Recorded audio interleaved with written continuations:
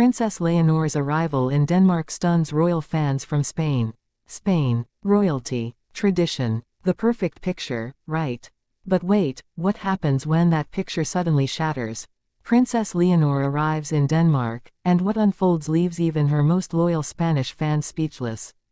This isn't the story you think you know. When Leonor of Spain, heir to one of Europe's oldest monarchies, stepped onto Danish soil, it wasn't just another diplomatic gesture.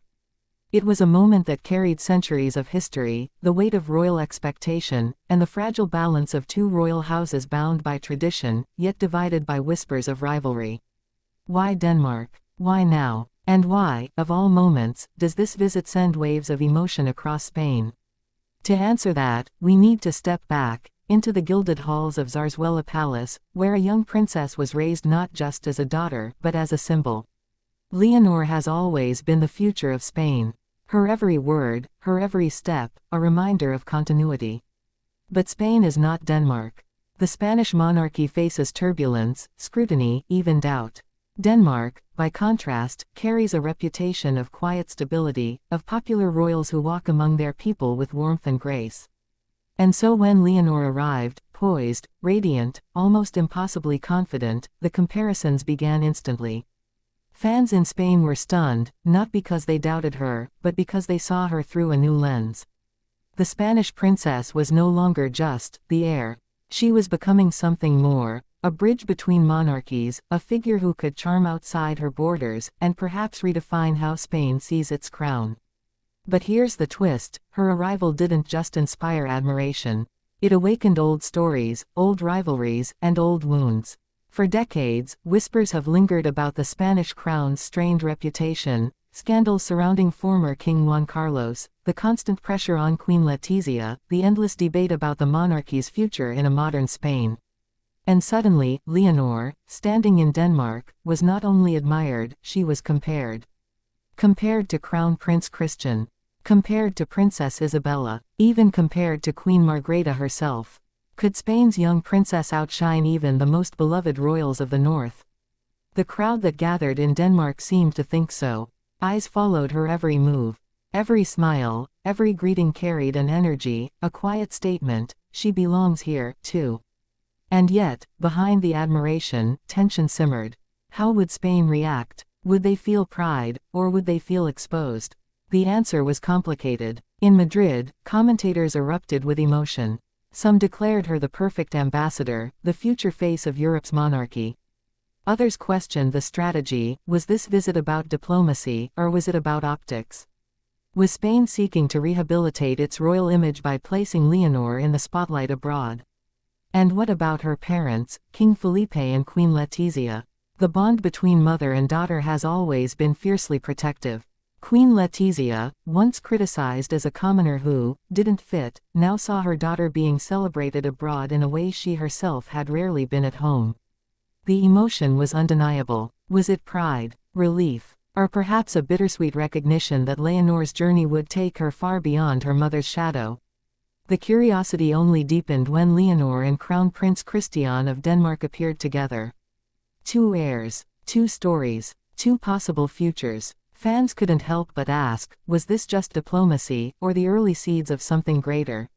Europe's monarchies have always been tied by marriage, by alliances sealed in love and duty.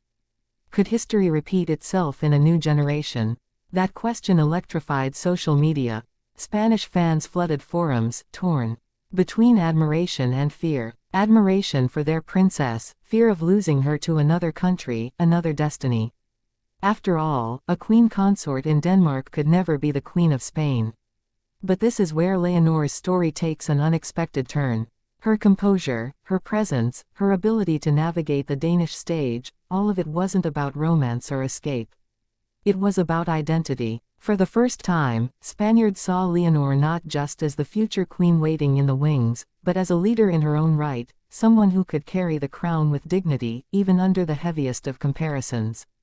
And yet, the deeper the admiration grew, the deeper the questions became.